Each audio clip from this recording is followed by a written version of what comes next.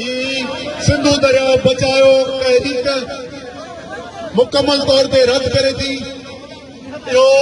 सिंध की तबाही, सिंध की बर्बादी और मौजूदा कमांड एरिया के सुकाइण की रिथान यकीनन के कंपनियों उनमां मुस्तफ़ीज़ थींदियूं ऐं पैसा खाईंदियूं, पर सिंध जो माण्हू ऐं सिंधु जी ज़मीन ये सॼी बंजर थींदी, सिंध जा माण्हू दरबदर थींदा, जेको असांखे क़बूल न आहे। उन करे तव्हां सभिनी जी महिरबानी जेके इस्तक़बाल ते आया।